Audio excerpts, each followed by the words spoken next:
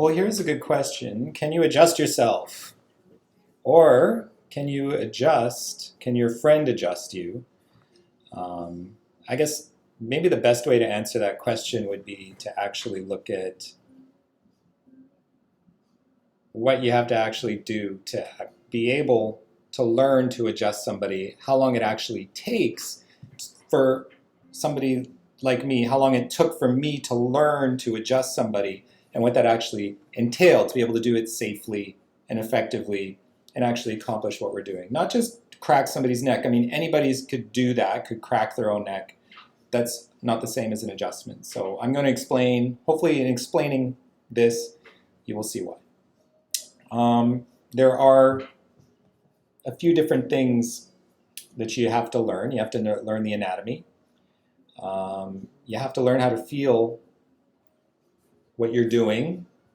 So first you have to learn what the structures are, then you have to learn how to feel them, which is another skill. And then you have to learn what's normal biomechanics. And then you have to develop the actual skill to do it.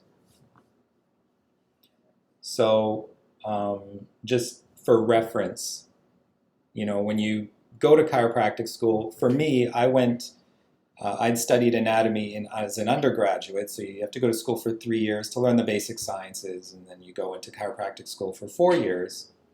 So I'd learned basic anatomy, but then when you go into chiropractic school, you do gross anatomy, which means that they put you into a room with 12 cadavers.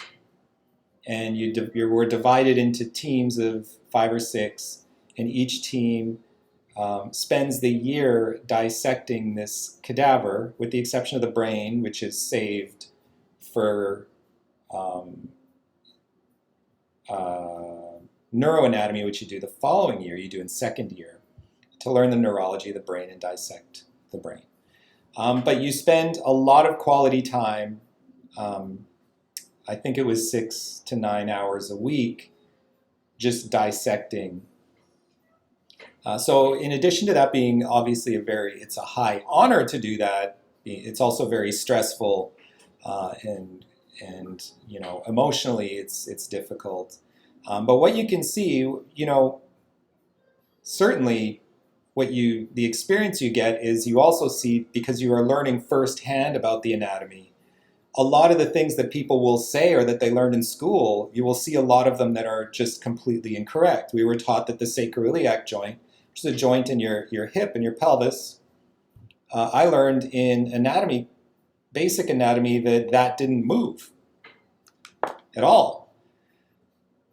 And we were able to prove without a doubt in each and every cadaver, we were able to go in and actually move it and see the amount of movement. Same with cranial bones. Well, we're told they don't move at all. They move less than a sacroiliac joint, but they move. It's possible. So we learn firsthand the structure, the actual anatomy. So there's that. Next, there's the palpation.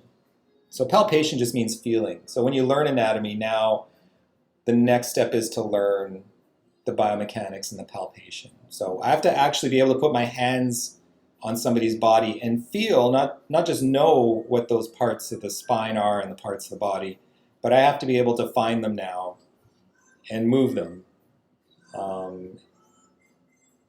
One of the things that we did, actually, this is interesting, in chiropractic school, we would take a phone book, and I don't know if you know what a phone book is. You might not, but phone book was what we kept, a big thick book it had very thin pages, and we would take somebody's hair and put it in the phone book and put a page on top of it, and you'd be able to feel the hair. Well, at some point, you would put enough pages, you would practice going through, and at some point, you would stop. It would get harder and harder to feel the hair, but actually, quite a few people were able to feel where the hair is through the phone book. So you could imagine the type of skill that you're trying to develop in school so that you can feel these structures. But feeling a hair in a phone book is easy. Feeling a structure, if you don't know it exists, then you're not going to feel it. But you will at the very least be able to tell what's normal, what's not, and you will be getting the input, the sensory ability to actually feel things and recognize them over time. But that's a very specific skill that takes years to develop, and it begins quite quickly. People are quite enthusiastic at being in school and doing things like that. But you hear this rumor that, oh, you can feel a hair through a phone book, and then all of a sudden everybody's trying it. And yes, you can tell where the hair is. So there you go. The next thing is psychomotor skills. Okay. Now, once you know where everything is, you have to actually learn how to do the physical adjustment. And this has kind of been a slightly controversial topic. I don't think it is anymore. But, there was a period where medical doctors were saying that they were qualified to do adjustments, manipulative therapy, as they might call it. And they would think it was quite remarkable when you said, no, you can't, or at least you shouldn't. And the reason for that is because actually doing the adjustment, having the actual skill to do it, is another skill in itself. You actually have to physically practice for hours and years. And every chiropractor will tell you, if you ask me, I was pretty good at what I did when I graduated, but it was nothing like I was 10 years after. And that's nothing like I am now, 20 years after. So the skill just keeps on getting better and better.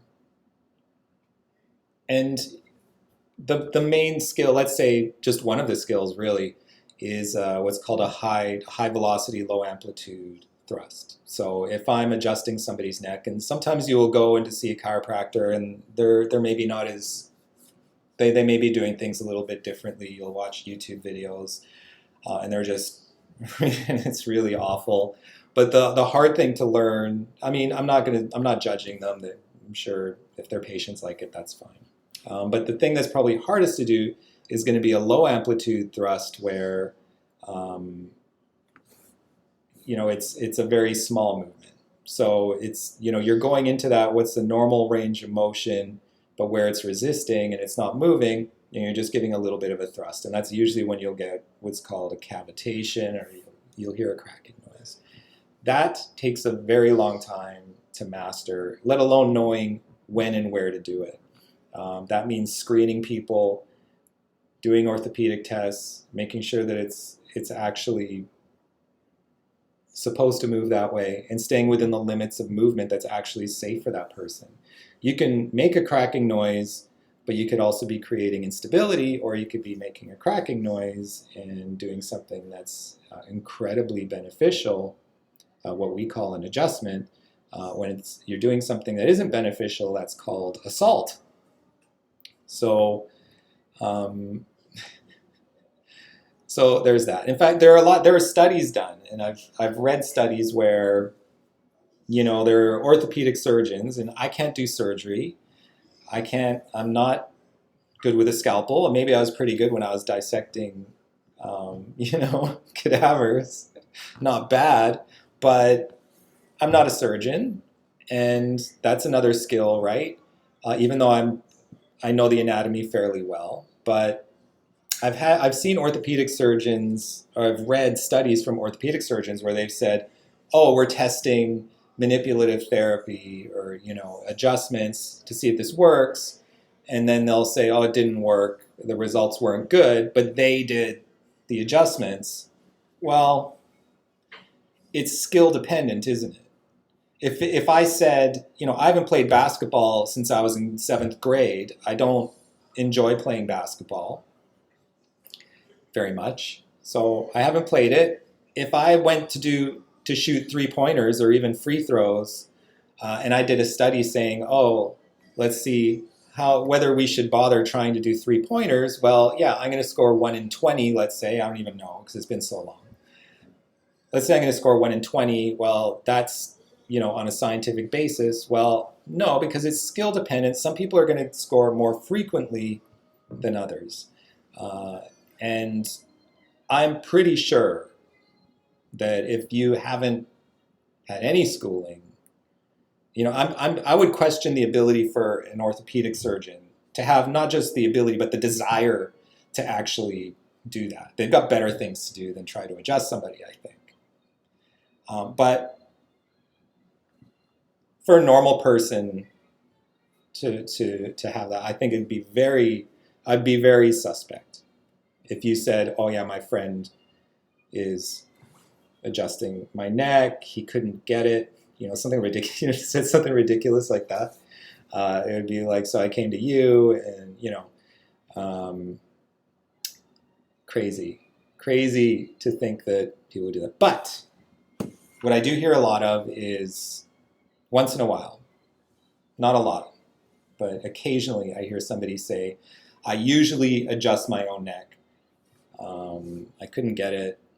Now, if somebody else can't do it, you can't do it to yourself. And I'm going to tell you why. Because even a chiropractor doesn't adjust himself. We can't. It's just not possible. We're talking about, I was talking about those psychomotor skills. There's no psychomotor skill to do that to yourself. I can't reach my T6 in my back and adjust it. I just can't. I can't even see it or feel it or tell where it is. I can barely reach it. So to think that we could adjust ourselves is, ludicrous. But once in a while, we'll get a patient twice a year or something where they'll say that they adjust themselves. Usually, it's a new patient, and then eventually, I'll gently, they'll figure out after a while that it's a completely different thing. I don't even really explain it that way. I just try to make it obvious that what I'm doing is a lot more involved than just cracking your own back. And then usually people will stop doing it. And typically when you're getting your spine properly adjusted, you lose that desire to just crack your own back or get your friend to do it because, things are feeling better and they're working better. All right. Well, I hope you found that interesting. Bye.